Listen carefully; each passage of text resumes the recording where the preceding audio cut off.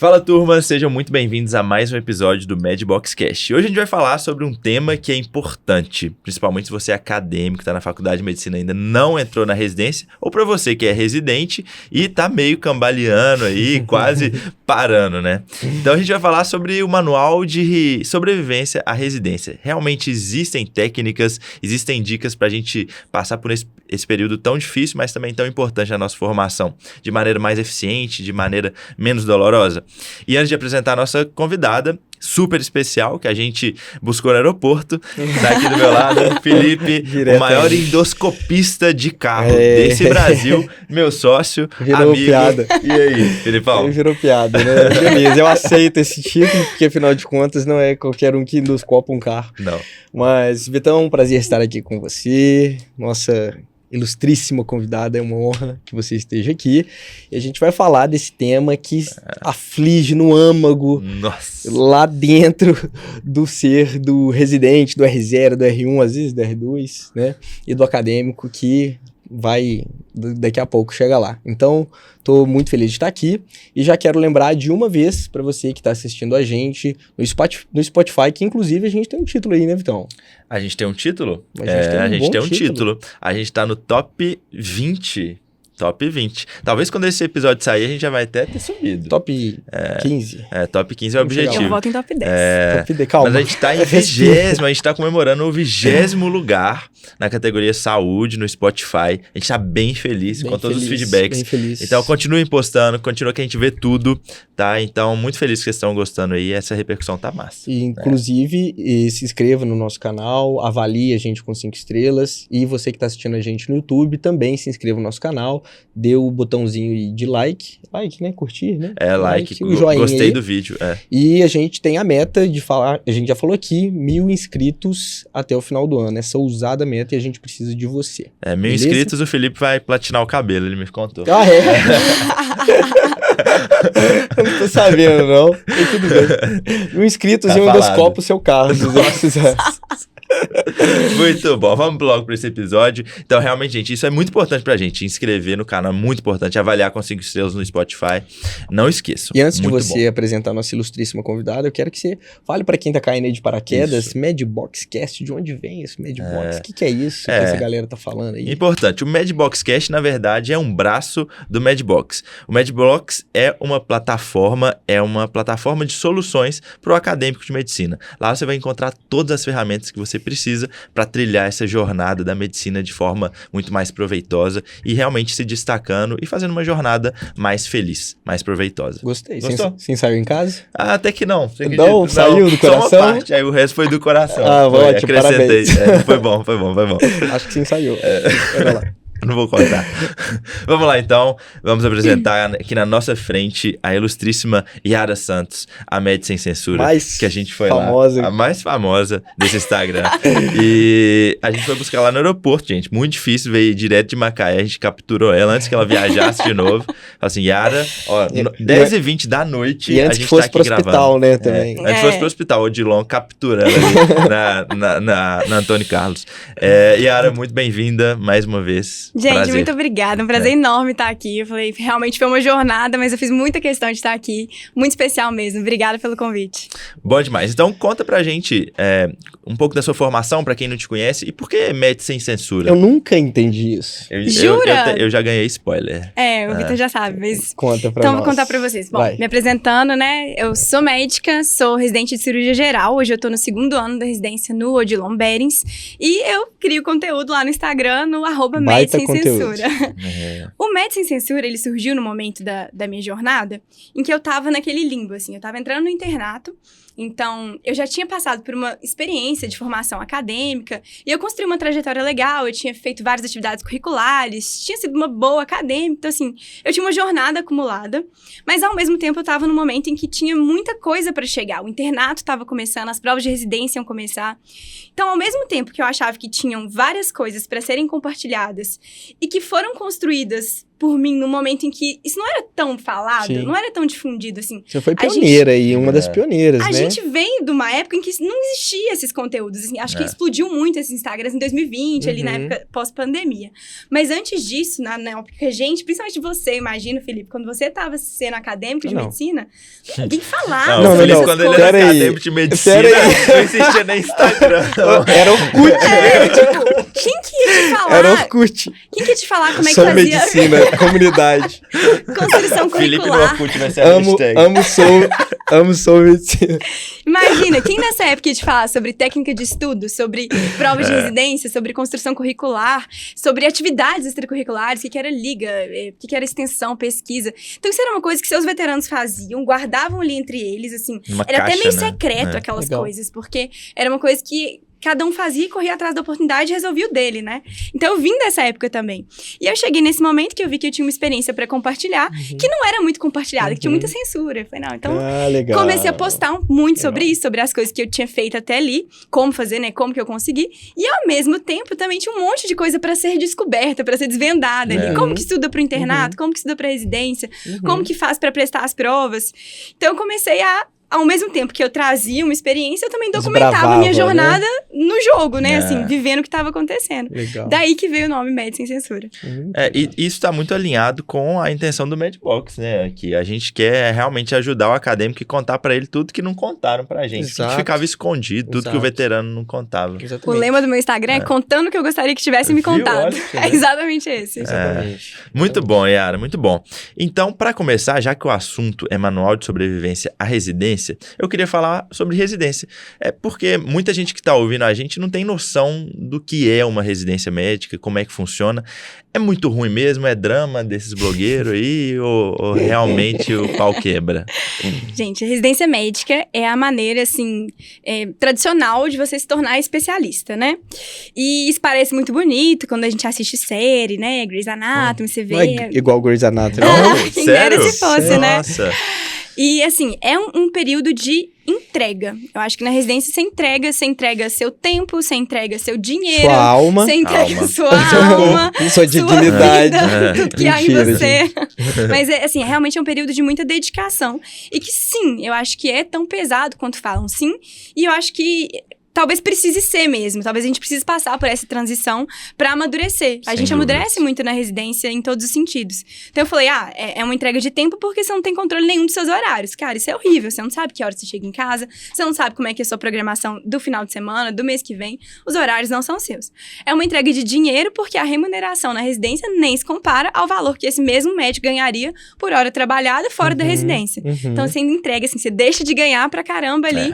Entrega muito do seu tempo.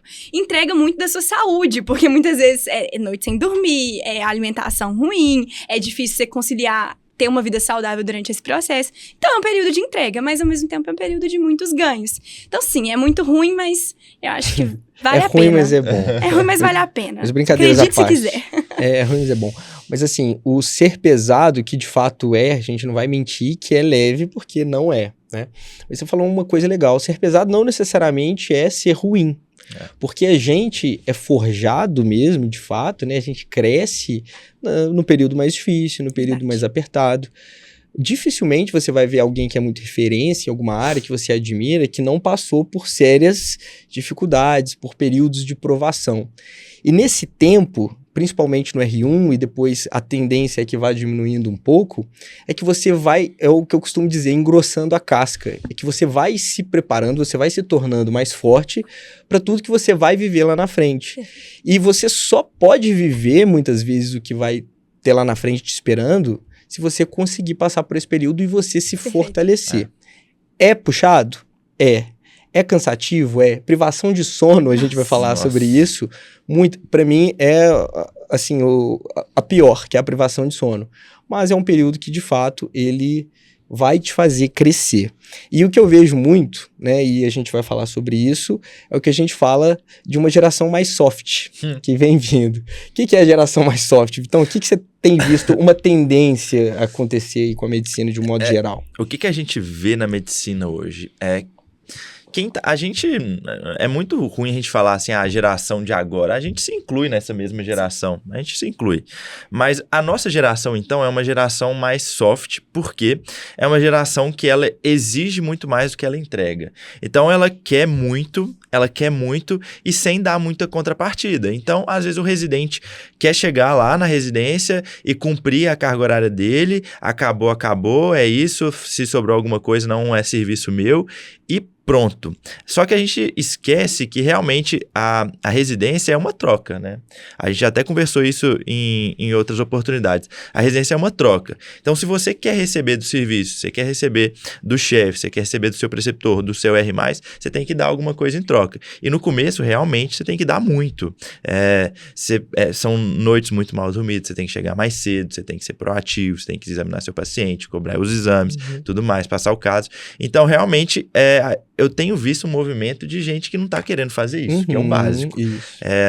As pessoas estão muito soft mesmo, e então vão ter consequências, as pessoas vão sofrer aí. Então, uma das consequências disso acaba que a pessoa escolhe não fazer residência muitas vezes, fazer um caminho mais curto, né? E... Enfim, a gente tem alguns desfechos, né, em relação a isso. Conta pra gente, assim, como que costuma ser a sua rotina, como que foi seu R1, a Yara é R2 hoje de cirurgia geral, como que foi seu R1, melhorou no R2, que horas que você costuma chegar no hospital, tem tempo pra viver, não tem? Como que costuma ser seu dia a dia? Conta pra mim. Hoje a vida melhorou um pouco, né? A gente vai aumentando um pouquinho de nível, as coisas melhoram um pouco, graças a Deus. Já troquei uma ideia sobre isso com o Vitor no R1. No R1 a minha vida era, assim, completamente imprevisível. Eu tinha que chegar no hospital todos os dias, geralmente às 6 da manhã. Se eu tinha uma cirurgia grande às 7, eu tinha que chegar antes das 6, porque eu tinha que ser a primeira da equipe a chegar para cobrar os dados dos pacientes, exames, ver como é que eles estavam antes do meu R+ chegar, para eu passar os dados para ele, a gente fazer uma corrida de leito e entrar em cirurgia. Então, minha vida começava, era 5 da manhã para eu estar no hospital, não era nem para fazer outra coisa para mim. Então, assim, pouco tempo sobrava para mim. E aí, vai para o hospital. É sempre uma rotina imprevisível, então tem dia que você vai operar o dia inteiro, tem dia que você não vai operar, mas vai ver uma enfermaria enorme, tem dia que tem um ambulatório lotado. Isso principalmente para as especialidades cirúrgicas, né? Claro. Isso também acontece muito. O pessoal da clínica chega às 8h30, 9h. E vai embora 13. Eu sempre falo isso. O clínico, ele chega às 8, faz o trabalho dele, discute os casos, 1h, enche a cirurgia de interconsulta e vai embora. Se você que se vira pra resolver até a hora que precisa. Brincadeira, viu, gente? Ou não. Mas para contextualizar os três, né? Áreas cirúrgicas. Bom, e aí a rotina é assim, no R1 ela era muito imprevisível. Todos os dias eu chegava antes das 7, assim, na maioria das vezes antes das 6. Todos os dias eu saía depois das 7, porque pelo menos até as 7 eu tinha que estar, da noite, né, eu tinha que estar lá. E se eu entrasse em cirurgia que terminava às 10, às 11, ou se eu saísse de uma cirurgia às 8 com um monte de demanda pra resolver, eu saía às 10, saía às 11. Paciência, no outro dia você tem que estar lá de novo. Final de semana, assim, eram pouquíssimos que a gente tinha livre. Então, até final de semana a rotina era muito pesada. Então, era um período de muita entrega. Hoje no R2 as coisas melhoram um pouco. Então, assim, hoje eu chego às 7, então eu já chego no horário do R+. Hoje eu já vou embora mais cedo, eu não preciso ficar todos os dias até às 7. Então, tem dia que eu consigo sair às 5, tem dia que eu consigo sair às 4, quando eu não tô de plantão. Eu faço menos finais de semana. Então, assim, a perspectiva, ela E o R3, como é que é? Melhorando.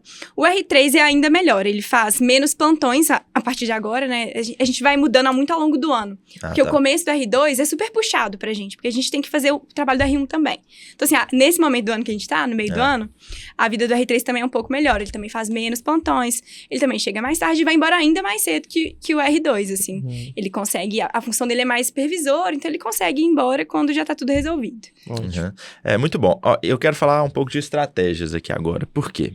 Porque o seu R1 foi pesado, você só ficava no hospital, chegava 5 e ia embora 11, mas você sobreviveu, você tá aqui conversando com a gente. Firme e forte. Conta aí um pouquinho, quais foram as suas principais estratégias, quais foram as suas bases para você sobreviver esse período tão difícil?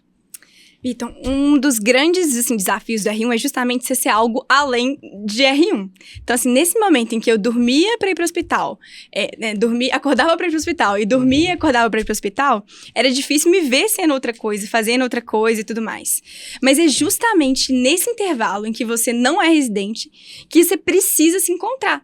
Se encontrar no que você é, na sua essência, no que você gosta. Isso pode ser desde acordar 4 horas da manhã para fazer crossfit, desde sair com seus amigos, isso pode ser uma maneira de se reabastecer, ler um livro que você gosta, conviver com a família, não importa. Você precisa identificar a sua essência. O trabalho, ele é muito importante, mas ele é um trabalho. Você pode amar e ser apaixonado por ele, mas ele é um trabalho. Então, você precisa se encontrar, porque é isso que te dá força e energia para continuar ali, sabe? Então, acho que uma das maiores lições do R1 era ser mais do que R1. Isso que me fez continuar. Difícil. O que mais acontece hoje em dia, principalmente em residências de especialidades mais puxadas, cirúrgicas principalmente, o R1 ele acaba submetendo a vida dele exclusivamente à residência e o restante que tem, ele basicamente se entrega. Isso acontece muito. E o que eu acabo falando? Que quando você realmente não se prepara para você também fazer outras coisas, assim como você falou, a sua performance, inclusive na residência, ela é muito pior. Sim. Porque a gente só pensa, eu vou descansar um pouco mais para trabalhar. Então você fica nessa, casa, residência, casa. Você acaba pifando uma hora. Quando você começa a alimentar mal por conta disso, começa a aceitar a não praticar atividade física por conta disso, você trabalha muito pior. Você é um residente muito pior, eu não tenho dúvida, porque a forma como você está por dentro determina como você vai fazer todas as outras atividades, né? Então o Vitão é um exemplo bom disso.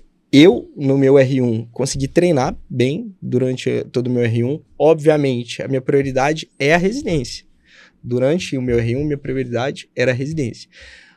E também já era cirúrgica, então eu não sabia a hora que ir embora. Então, roupa de treino no carro, se desse para treinar, ótimo, já fui treinar 11 da noite, já treinei 5 da manhã, era a hora que dá, né? É uma fase que realmente tira um pouco as rédeas da sua mão, então você perde um pouco desse controle.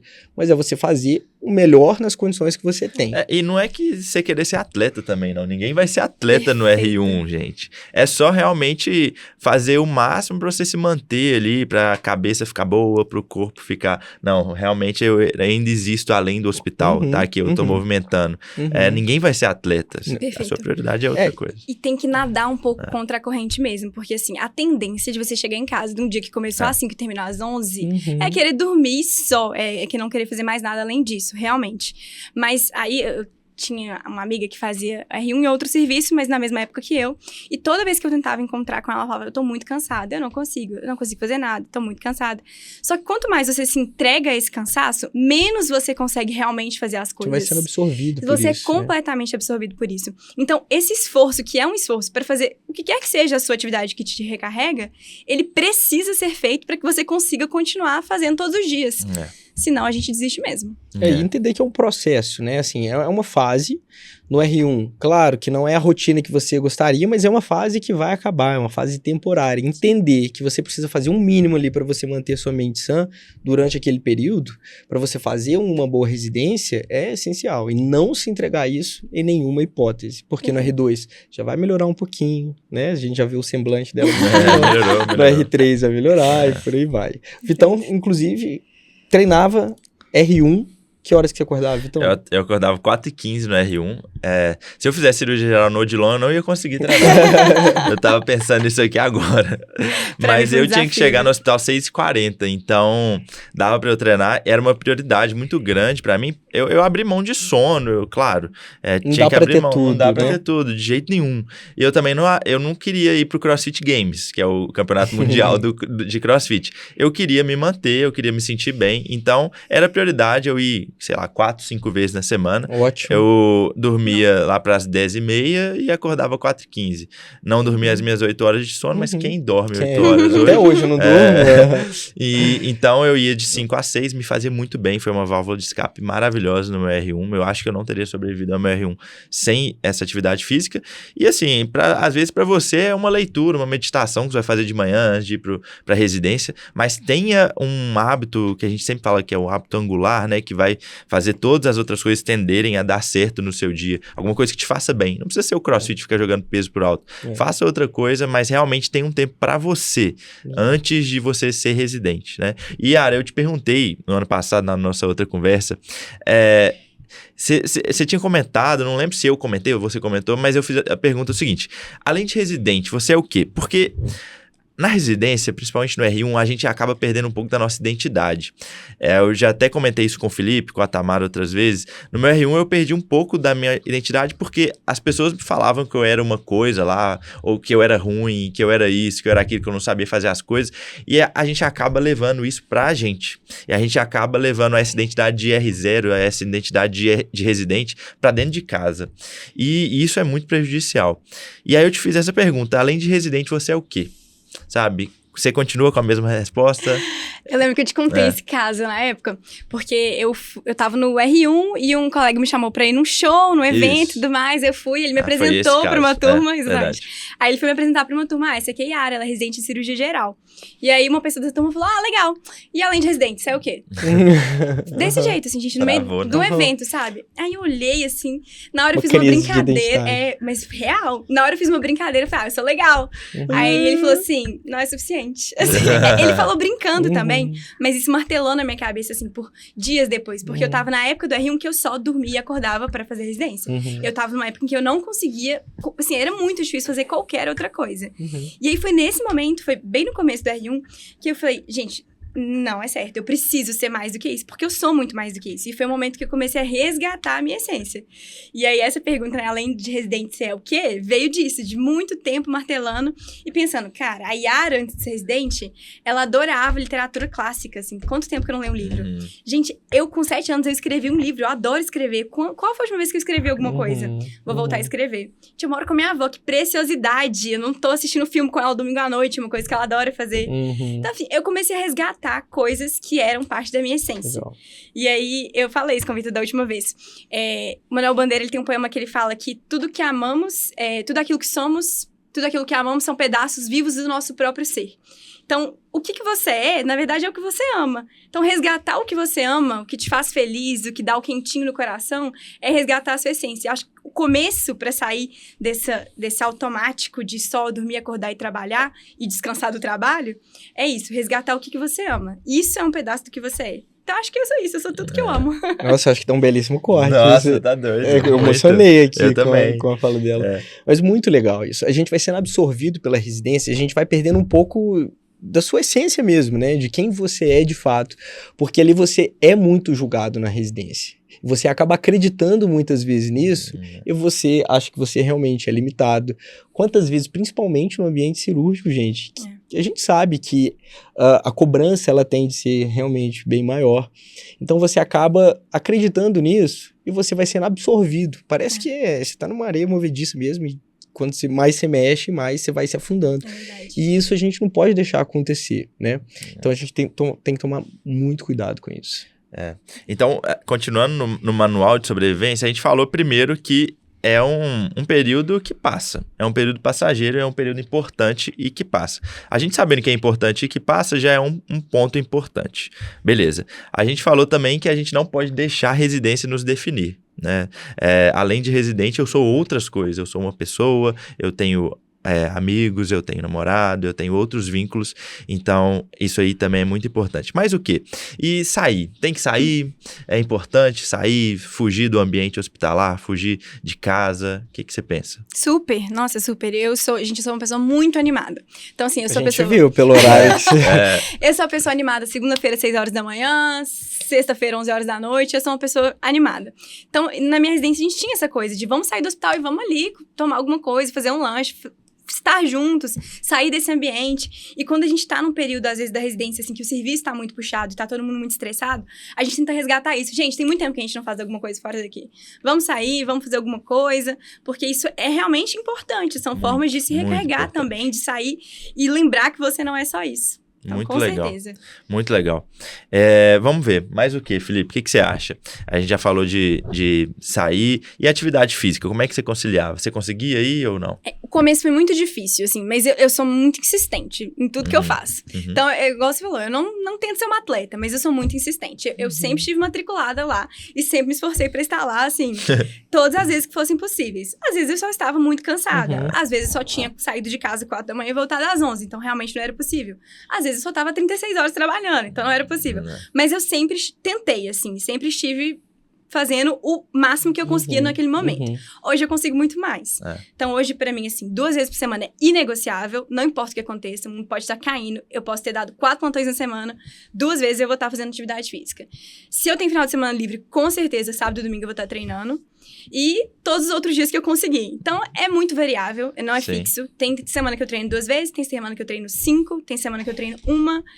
Agora, meu namorado é personal trainer, então as coisas melhoraram.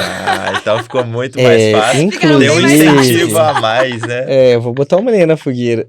Com um namorado desse, 2 vezes por semana, você vai poder aumentar. 2 vezes por semana? Eu tava te dando um desconto. Agora... 2 vezes por semana é só quando o caos tá instaurado. Tava faltando a martelada do Felipe. Óbvio, né? E além disso, uma coisa que acontece muito, e pra mim... não se justifica, é a relação do residente com a alimentação. A gente cansa de ver. Residente, às vezes, ganha 10 quilos em um ano, 15 quilos até o final da residência. Inclusive, aconteceu um episódio contigo, né? Que te avisaram que isso ia acontecer. Porque realmente isso acontece via de regra, né? Na maioria das pessoas, acaba desleixando muito. E é claro, você não tem tempo. Às vezes, você vai ali na cantina...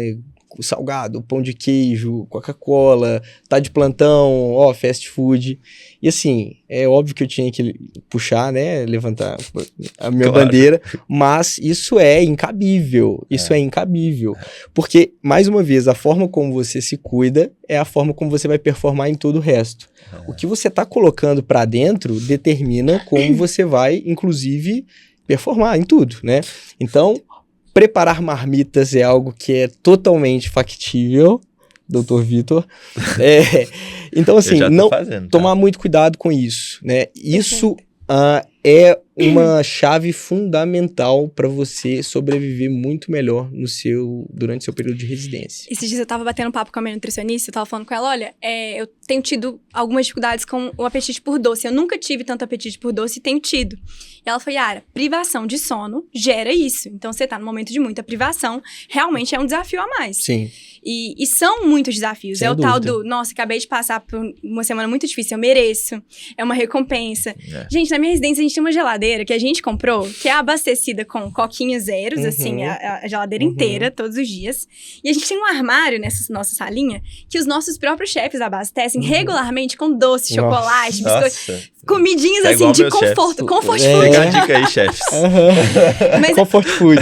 A gente começou com esse armário pra gente. E os chefes começaram... Cara, eu não sei se eles acham que eles enxergam a gente um pouco como filhos nesse momento, assim. Porque a gente fica tão feliz quando eles chegam com um pacote de bala fine. E aí virou aquele negócio que é sempre abastecido. E aquele negócio tá sempre cheio. E você tá virado há 36 horas sem comer no Odilon. Não tem cantina. Então lá, se você não leva sua comida, você não tem alternativa, a não ser o seu armário de chocolate, entendeu? Então, assim, é muito desafiador. Mas é mais uma coisa que eu sou muito insistente. Eu levo todas as minhas refeições também. Muito bom. E uma coisa que eu lembro também que eu já vi você postando e você já me contou, é em relação a vínculo. Vínculo é muito importante a gente ter durante a residência para não surtar mesmo. E o meu R1 foi no ano da pandemia, 2021. O bicho tava pegando e tudo mais, e a gente ficava muito em casa. Então, ter um vínculo forte com meus pais e com a Bruna segurou muito minha onda. Eu chegava em casa, né? E eu tinha um ponto de apoio tão importante. Minha mãe arrumava meu café todo dia de manhã. Privilégio, hein? Privilégio. Minha lancheira, cheia dos lanchinhos. Todo dia de manhã. Então, era um privilégio mesmo, e isso segurou as pontas demais. E eu sei que você tem uma relação muito forte com sua avó. Conta um pouco disso, eu acho que foi tão legal. Gente, eu moro com a minha avó. Quando eu mudei pra Belo Horizonte, né, eu não estudava aqui. Quando eu mudei pra cá, não era minha ideia inicial morar com a minha avó, porque eu sempre morei sozinha na faculdade e tudo mais. Então, eu já tinha esse hábito. E ela me pediu pra eu testar. Fica só pelo menos os primeiros 6 meses. A residência de cirurgia é muito difícil. Vai ser bom ter um ponto de apoio. Gente, minha avó vai fazer 92 anos agora, em outubro. Então, assim, ela é uma senhorinha de cabeça branca, uma fofa, mas mega lúcida, super inteligente, toda sábia. Falei, tudo bem, vó. E assim, hoje eu fico pensando como que eu pensei em algum momento não morar com ela. Legal. Minha avó é um ponto de apoio surreal. Eu também todos os dias acordo com café da manhã, que ela, com seus 90 anos, levanta e faz café. E fica Gente, fica muito brava. Se, por exemplo, a marmita que tá arrumadinha, que geralmente é a pessoa que trabalha lá em casa, depois do almoço faz a minha marmita do dia seguinte. Todos os dias, 5h30 da manhã, ela abre a marmita e confere pra ver se está boa o suficiente. Porque senão ela mexe, ela acrescenta alguma coisa, ela põe mais um vegetal, assim. Então, isso é um super privilégio. E é importante falar que eu acho que isso é um grande facilitador também pra gente conseguir se manter saudável. Tem gente que não tem esses facilitadores, então isso dá uma mão grande pra gente. E aproveitar essas coisas é muito, muito bom. Faz diferença. E não é todo mundo que tem a avó ou a mãe que eu tinha, mas a pessoa tem que arrumar um vínculo. Não sei, vai ser seu namorado, amigo, uma pessoa que você mora junto. Não sei, mas procura, gente. Procura vínculo. Não enfrenta essa onda de residência sozinho, que você vai se dar mal. É bom você ter alguém a quem dividir ali, desabafar, né? Chorar as pitangas às vezes que você precisa. Porque é um período um pouco mais difícil mesmo. Você ter alguém para compartilhar isso faz diferença. Muito, muito. O que mais temos? Aí eu tenho um ponto legal. Eu tenho um ponto legal pra falar. Manda ver. A gente falou de várias coisas e eu acho que tem uma que é muito importante. Assim, a gente tá falando muito que a residência é muito difícil, muito difícil, muito difícil. Mas eu acho muito legal a gente tentar mudar o jeito que a gente enxerga também. Uma vez eu postei isso no Instagram e muita gente, assim, respondeu, achou super legal. Um raciocínio que pra mim era básico. O jeito da gente enxergar esse momento como uma oportunidade. Não só como um desafio, como uma oportunidade. Toda vez que tá muito difícil, assim, que eu tô num período que eu tô reclamando muito porque eu tô muito cansada, eu tento lembrar como que foi 3 anos atrás, quando o meu sonho era estar ali. Cara, eu batalhei muito pra estar ali hoje, assim. Eu estudei muito, eu abri mão de muita coisa, porque estar vivendo isso que eu tô vivendo hoje é um sonho. Então, assim, acordar aqui 5h30 da manhã pra fazer isso é uma super oportunidade. E aí eu lembro de agradecer por estar ali. Por mais desafiador que seja, assim, não é querendo romantizar uma coisa que realmente é desafiadora, mas esse jeito de enxergar, de passar naqueles corredores e falar, gente, eu sonhei em estar aqui, nossa, que realização. Então, vambora, eu tô tendo a oportunidade de aprender com pessoas que estão aqui para me ensinar, no ambiente que é para eu aprender, a oportunidade de eu me formar, olha só, eu estou me formando cirurgiã e tem gente aqui de apoio para me ensinar isso, que oportunidade. Então, acho que esse jeito de enxergar faz muita diferença também, o jeito de encarar a rotina. Muito bom. E isso entra, essa forma diferente de ver as coisas, eu gosto muito de pensar diferente do que todo mundo fala. E aí a gente vai para um outro lado da residência, que é o lado financeiro, sabe? As pessoas analisam, é um ponto de vista muito polêmico que eu tenho, sempre que eu posto, vem muita gente concordando, muita gente discordando também. A gente ganha uma bolsa na residência, R$ 3.654.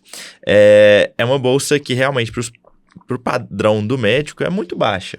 Depois o médico vai ganhar muito mais. Mas você divide a hora trabalhada, né? E aí, se você divide a hora trabalhada, realmente é muito pouca grana. Não divida. Não divida, porque esse é um raciocínio que não faz o menor sentido. Dá tipo um pouco mais de R$10 a hora. Não faz o menor sentido. Dá menos que R$10 a hora. Por que não faz o menor sentido? Porque na residência, a gente não é um trabalho convencional. A gente não está recebendo por aquilo, na verdade. Eu costumo falar que hoje, com o conhecimento que eu tenho de residência, depois de 3 anos, se a residência fosse paga, eu trabalharia antes para pagar a residência, porque, na verdade, eu vejo que é um investimento que a gente está fazendo na nossa carreira. A gente está deixando de ganhar hoje, mas a gente está se qualificando, e isso é dado. Um estudo mostrou que só o fato da gente ter residência, ter uma especialidade, isso aumenta a nossa renda médica em 37,5%. Em valor absoluto, isso dá R$7 mil a mais por mês. Então, se a gente parar de raciocinar R$3.600, R$3.600, a hora menos de R$10, e pensar que a gente realmente está investindo tempo aqui para ganhar lá depois, fica mais fácil passar pelo processo e a gente para de reclamar, porque reclamar é muito ruim. E a gente sempre tem a opção também de dar plantão. Tá apertado demais, não dá realmente. Dá um plantão, gente. Realmente sacrifica o tempo e dá um plantão. Então, da sua parte aí, a parte financeira foi um fator que pesou, realmente incomodou, ou por morar com sua avó, facilitaram as coisas? Como é que foi? Nunca eu pensei assim, não vou fazer residência porque a grana fica difícil. Assim, fica mesmo, realmente, como a gente falou. Mas é o que você falou, é uma coisa que eu sei que é um investimento e que pra mim sempre foi muito claro que eu ia passar por isso, que eu queria passar por isso. Óbvio, morar com a minha avó diminui meus custos, torna a vida mais fácil. Na verdade, me permite alguns luxos, porque coisas que eu gastaria, né, no meu custo de vida, eu acabo investindo em coisas pra mim. Então, é meio que por aí. Mas essa questão de de optar por isso, pra mim, assim, não deveria ser dúvida, pensando no financeiro. A não ser que você, óbvio, preciso ajudar minha família agora, então, realmente, preciso trabalhar um tempo, me preparar antes de fazer a residência. Tranquilo, é outro ponto. Mas você que você não precisa desse dinheiro do salário de médico pra sobreviver, cara, é um investimento que vale a pena. E pra mim, assim, nunca foi dúvida, sabe? De que eu queria passar por isso. E é como você falou, se realmente precisa de ajudar em casa, se tem dívida, se tem que pagar o FIES, você trabalha antes, se planeja, não precisa entrar direto também nesse desespero louco. Agora, você sabe que foi justamente trabalhar um pouquinho antes, porque eu formei no meio do ano, que me fez querer mais ainda fazer residência? Quando eu trabalhei, assim, foi um período de poucos meses, mas essa noção Trabalhou o quê? Plantão, PCF? Plantão. Eu trabalhei em plantão e eu também trabalhei um curto período numa clínica de trabalho, de medicina de trabalho, né? Quando já tinha passado na residência, porque a rotina ficou mais fácil. Mas, assim, foi nesse período que eu olhava pra tudo que estava acontecendo ali ao meu redor e falava, gente, é preciso ter uma formação de qualidade. Não dá pra se jogar no mercado de trabalho sem experiência. Isso, assim, eu via coisas bizarras acontecendo e falava, meu Deus, eu não quero ficar nesse ambiente. Eu quero ser melhor do que isso, eu quero ser instruída a ser melhor do que isso, eu quero ter experiências pra ser melhor do que isso. Então, foi o maior gatilho de falar, eu quero muito fazer residência rápido agora. A gente defende muito a boa formação aqui, né, Felipe? A gente Muito, sempre fala. E assim, a residência, com raríssimas exceções, é o caminho. Às vezes não o caminho imediato, né? Mas é o caminho tradicional. Só completando aqui, isso que você falou em relação a olhar onde você está, é perfeito. Eu sempre falo que, tem uma frase que eu uso muito, que lembre sempre o tanto que você orou para ter o que tem hoje. E a gente sempre está olhando lá na frente e isso às vezes gera uma ansiedade. Sim. Saber tudo que você construiu é essencial, inclusive, para te dar combustível para você seguir. E você ter o olho focado onde você quer chegar, seu objetivo, seu propósito, ele te fortalece, inclusive, nesses momentos difíceis. Então é muito importante você ter clareza de onde você quer chegar e vale a pena. Pode ter certeza que tudo na vida, se você quer fazer algo bem feito, isso exige um preço, exige um sacrifício, e a residência é mais puxada, mas ela é maravilhosa. Assim, é essencial, esse caminho é. Padrão ouro. E outra coisa importante é que é um cuidado que eu acho que as pessoas têm que ter, que é o cuidado de não se contaminar pelo meio. Porque é um meio, via de regra, não sei como que é o ambiente de vocês, é um meio mais pessimista, onde as pessoas costumam reclamar bastante, reclamam de chefe, reclamam do serviço. Se você não tomar o cuidado, você acaba se contaminando por esse negativismo. Então você realmente acha que o serviço está ruim, reclama do você paciente, acha que está sendo explorado, você fica uma pessoa negativa. Sabe quando chega no ambiente uma pessoa negativa? Aquele residente que o chefe é chato, que ele recebe pouco, que ele está cansado, e a gente precisa tomar um cuidado para se blindar disso. E esse é um ponto, eu acho que chave, sabe? Porque o meio é um meio negativo. E você sabe, a maioria das pessoas acabam reclamando muito. Muito. Pela rotina e N fatores. Dá muita desculpa. E é um período que você tem que entender de servir. É isso que a gente fala e a muito. postura, né, que o preceptor quer ver sua na residência é realmente postura de aprendiz, uma boa postura, que você tá ali, realmente você aguenta o tranco. Ele não quer que você seja o melhor cirurgião do mundo, ele não quer que você chegue lá operando, ele quer realmente postura. Exato, sem dúvida. E continuando no manual de instrução, tem uma coisa que é muito importante, tô lembrando aqui, que tem no meu manual de instrução, não sei se tem no de vocês, que é a questão da espiritualidade, assim. No meu ano de R1, eu li muito a Bíblia, antes de eu ir treinar pro CrossFit. Então, eu abria e lia. Eu lembro que eu fiz um desafio num mês que estava difícil. Fiz um desafio de ler Provérbios. Provérbios tem 30 capítulos, um capítulo por dia, né? Então, eu fiz esse desafio e, assim, eu lembro que me deu um gás absurdo. Eu sempre falo da minha relação com isso, mas queria saber também se pra vocês uma coisa que ajuda ou não. Quem quer ver? Gente, com certeza. Eu tava vindo no carro pensando nisso. Eu geralmente me escovo pra cirurgia rezando. Então, assim, é um costume que eu tenho, que eu desenvolvi no começo e que é uma coisa que eu faço sempre. Porque quando a gente entra numa cirurgia, é aquela adrenalina, aquela coisa que você não sabe o que vai acontecer, principalmente quando é urgência. Eu sempre me escovo rezando, porque assim, é um momento de eu estar em paz, de eu me sentir mais tranquila e mais preparada mesmo, sabe? Eu peço assim aquela luz do Espírito Santo para que eu consiga desenvolver o meu melhor ali, para que o melhor aconteça para aquele paciente. Então, acho que isso entra não só, né, no meu estado comigo, mas no meu estado com o meu trabalho, com os meus pacientes. Faz é algo diferença. importante mesmo. Eu acredito, assim, que tudo que você vai construir na sua vida, em cima de que você está construindo?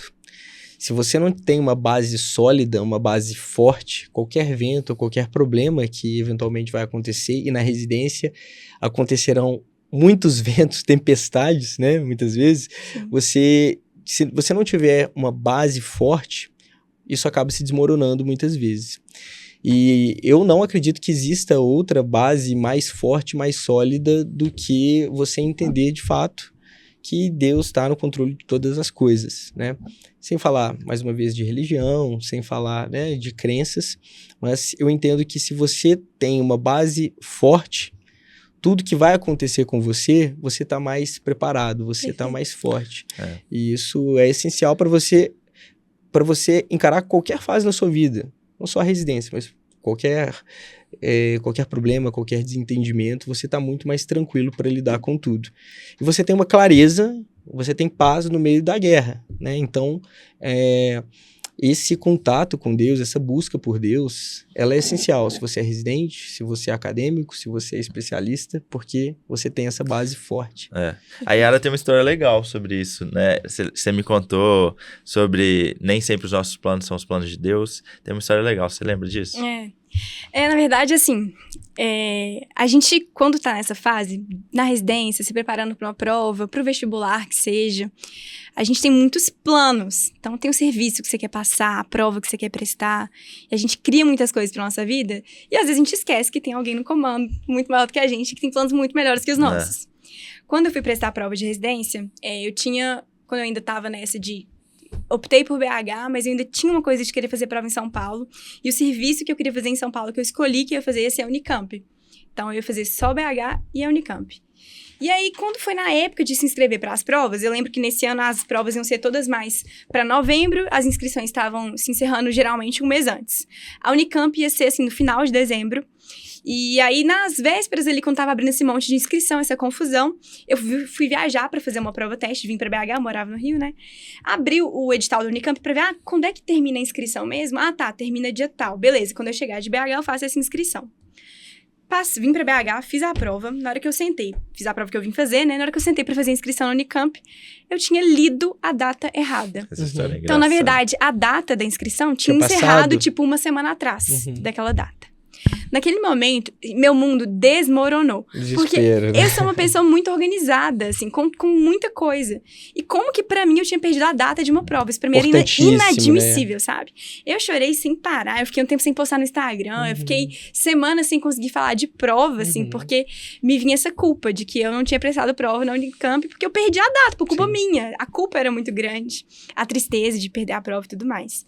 E só depois que tudo aconteceu, que eu falei, gente, era óbvio que não era pra eu ir, assim, esses planos foram traçados, e os planos de Deus não são os nossos planos. Eu falei isso no Instagram assim que eu passei, eu falei, gente, tô muito feliz de passar, mas quero falar com você que não passou, relaxa, assim, não foi agora porque não era pra ser agora, não foi nesse lugar porque não era pra ser nesse lugar, confia, espera, as coisas acontecem no tempo certo, que não é o nosso. Não, poxa, sensacional, muita coisa. Muito.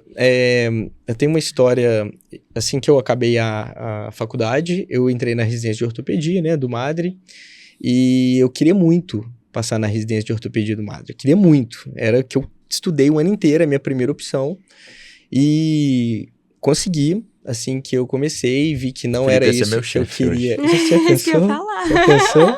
Imagina. E eu vi que, de fato, não era o que eu esperava, o que eu queria, eu não conhecia, saí.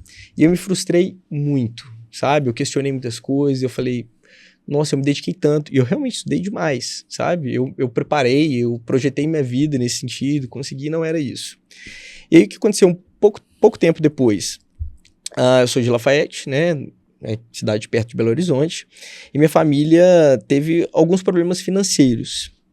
E eu tenho 3 irmãs. A minha irmã do meio fazia faculdade. Hoje ela é formada também em medicina. Ela fazia faculdade. Ela estava do início para o meio da faculdade. E minha irmã mais nova tinha formado no 3º ano, estava fazendo cursinho. E aí elas, por esse problema financeiro, elas iam precisar parar de estudar. Então a minha irmã ia possivelmente até trancar a faculdade de medicina. E a minha irmã mais nova ia, talvez não fazer cursinho. E naquele momento, eu entendi que talvez tudo isso aconteceu para eu poder ajudar e prover lá em casa, que eu tinha um papel. Então, hoje, olhando retroativamente, as coisas ficaram mais claras para mim. Mas no momento, nem sempre é claro, na né? hora nunca é. Depois fez sentido. Então, eu ajudei na faculdade, ela não precisou trancar a faculdade. A minha irmã estudou, depois passou em Direito na UFMG, deu tudo certo. E depois eu entrei na cirurgia muito mais maduro. E aí, meu caminho, as coisas começaram a se encontrar. Mas hoje eu vejo que teve o dedo de Deus nisso. Dedo não, teve tudo de Deus nisso. É um carinho muito grande. E por mais que às vezes, um carinho muito grande, por mais que às vezes a gente não entenda no momento, às vezes nem vai entender no futuro, pode ter certeza que tudo está arquitetado. Então achei a frase maravilhosa. Nem Muito sempre bom. Os planos, eles se coincidem, mas confie, porque o plano dele é muito maior. Muito maior. Legal, legal. Acho que a gente falou muita coisa. Um manual de sobrevivência bem completo. Foi muito bom para quem realmente está com medo ou tá patinando na residência aí. Muito legal. Muito obrigado mesmo, Yara. Agora eu queria te perguntar mesmo, se você tem algum recado, igual eu já te falei várias vezes, tem muita gente, tem 60.500 pessoas que te admiram muito e... Quem tá te conhecendo agora, o que você daria de dica, de recado, um recado final para essas pessoas que muitas vezes se espelham em você e querem chegar onde você tá hoje, querem trilhar caminhos parecidos? Da última vez que a gente bateu esse papo, eu lembro que eu te falei uma frase que era, faz o que deves, está no que fazes. Às vezes, quem tá lá no começo da faculdade tem uma ansiedade muito grande por chegar nesse momento, olha, Yara, residente, quero ser residente de cirurgia também. Mas é muito importante você estar no momento que você tá. Então, se você tá no ciclo básico, eu quero ser residente de cirurgia geral, mas você precisa fazer um bom ciclo básico. Cara, no primeiro período, seu momento é aprender como é que funciona a faculdade, descobrir os estágios extracurriculares, os projetos, fazer networking, conhecer as pessoas. No ciclo clínico, seu momento é aprender a fazer uma boa anamnese, um bom exame físico. Não preocupa com provas de residência. Então, no internato, as preocupações são outras. E a cada momento que você está naquele momento e faz o melhor naquele momento, você invariavelmente está se tornando melhor para as próximas fases. Eu lembro que, enfim, naquela época eu te dei essa frase, né? Faz o que deve estar no que faz, que é do São José Maria Escrivá. E hoje eu vou deixar outra frase dele, que é ser útil, deixa rastro. Então, eu acho que acima de tudo, no que você estiver fazendo, servir, ser útil e deixar a sua mensagem, deixar algo que ajude as outras pessoas. Eu acho que o caminho é esse, em qualquer lugar que você esteja, toda pessoa de sucesso construir isso de alguma forma. Então, eu acho que para ter sucesso em qualquer lugar que seja, é essa a mensagem. Muito bom. Tem mensagem final depois dessa aí, Felipe? Muito bom, gostei. Primeira coisa, te agradecer mais uma vez, é uma convidada de honra, foi excepcional o nosso papo, tenho certeza que as pessoas que te ouvirem vão se beneficiar demais. Quem não conhece a Yara ainda é o quê, Vitão? @Med Sem Censura. Quem não conhece é louco, né? E quem não conhece... Deve ter Instagram no celular. Só pode. Quem não conhece tá sem internet. Não, eu falei. Beleza. Mas eu gostei muito do que você falou. E... História de Davi, da Bíblia, ele fez exatamente isso. Dentro do papel dele naquele momento, né? Ele enfrentou Golias, mas ele só conseguiu chegar onde ele esteve porque tudo que ele se propôs a fazer lá atrás, desde tocar a harpa, ele fez bem feito, até chegar no seu momento auge. Então eu acho que a residência passa por isso, a faculdade ela passa por isso, e hoje eu ainda estou no começo da minha carreira de especialista, eu sou endoscopista, né? Eu fiz cirurgia, endoscopia, e olhando para trás, no meu R1 principalmente, que foi um pouco mais puxado, eu só sinto orgulho, sabe? E eu acho que talvez seja um dos melhores sentimentos que a gente pode ter na vida, é orgulho da pessoa que você é e do que você construiu. E durante a faculdade, às vezes você se questiona, durante a residência você se questiona, mas quando você trabalha duro em direção ao seu sentido, seu sonho, seu propósito, você chega lá na frente, olha para trás e fala, pô, que bom que eu fiz isso, sabe? Então, acho que essa é a mensagem, se dê orgulho, sabe? Porque lá na frente a conta fecha e vale muito a pena, e a gente tá aqui na vida basicamente para realizar nossos sonhos. Perfeito, Felipe, eu vou fazer um pequeno acréscimo. É que às vezes a gente acha que assim, né, você não tá vendo o que tá acontecendo, mas as outras pessoas estão. Às vezes você tá muito imerso ali na residência, mas tá todo mundo te observando, seus chefes, seus colegas. Quando você faz o seu trabalho bem feito, você é recompensado invariavelmente porque as pessoas estão te vendo. E às vezes você não percebe isso. Sem dúvida. Já desde um R+, assim, que já é cirurgião, mandou uma mensagem, falou, Yara, tô te mandando uma mensagem aqui, só porque às vezes as pessoas não dão feedbacks positivos, eu queria te dar um feedback super positivo de um chefe nosso do serviço que te elogiou aqui no serviço privado. Assim, nem... Mas de quanto será que ele elogiou? Do que será que eu fiz? Nem sei o que eu fiz que gerou esse elogio. Mas assim, as pessoas estão te observando. Quando você faz seu trabalho bem feito, as coisas estão acontecendo. Sem dúvida. Nossa, eu ia falar exatamente isso. Você está sendo observado. A gente fica achando que, como residente, a gente é só um lixo que ninguém está olhando para a gente, mas, na verdade, além de ser a fase que a gente mais aprende, que a gente mais cresce, é a fase que a gente está sendo mais observado. É a fase que, às vezes, como é o caso do Felipe, é a fase que vai te projetar para o mercado de trabalho, vai te dar oportunidade, vai mudar a sua vida. Então, gente, tenha postura. Todo mundo sabe que está cansado. Todo mundo sabe que residência é uma fase muito ruim, porque quem está te observando já passou. Sim. Ninguém pulou de fase. Ninguém pulou. Então, todo mundo já passou por onde você está passando. Então, tenha paciência, sobreviva. Use esse manual de sobrevivência que a gente deu aqui hoje. Crie vínculos. Tenha espiritualidade. Tenha um vínculo com Deus. Faça atividade física. Se alimente bem. Você vai passar. A residência é uma fase difícil, mas que passa. Ela acaba, principalmente o R1, né? Então, confia que vai dar certo. E, Yara, para acabar, eu queria só que você contasse como que as pessoas podem te achar nas redes sociais, o que elas podem esperar lá do seu perfil. E queria que você indicasse, primeira vez que eu vou perguntar isso aqui, Felipe, que você indicasse alguém para vir aqui no Medbox Cast. Responsa, hein? Responsa demais. Responsa demais. Então, vamos lá. Vocês me acham no Instagram, no @MedSemCensura. Lá eu falo sobre faculdade de medicina, internato, residência, currículo, construção curricular, cirurgia e tudo mais, na verdade, que for aberto para ser sem censura mesmo. E eu vou indicar, então vamos lá, vou pregar a palavra da cirurgia. Eu vou indicar a Luísa, do Além da Cicatriz. Luísa Leão. Pra mim isso aí falar. já tá na lista.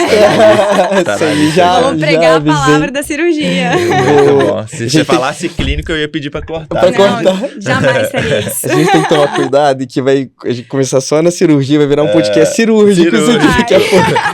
Não vejo mal nenhum nisso. Também não vejo problema nenhum. Tem Tamarilu pra ajudar. Muito bom. Gente, e aí tem hashtag, né? Hashtag hoje... Felipe no Orkut. Felipe no Orkut. Eu me autobulinei aqui, né? Mas... Felipe no Orkut é a hashtag. Pra quem ficou até o final, comenta que a gente vai ver. Tá bom? Então, pessoal, com essa a gente termina mais um episódio maravilhoso do Medbox Cast. Muito obrigado, pessoal. Obrigado. Valeu.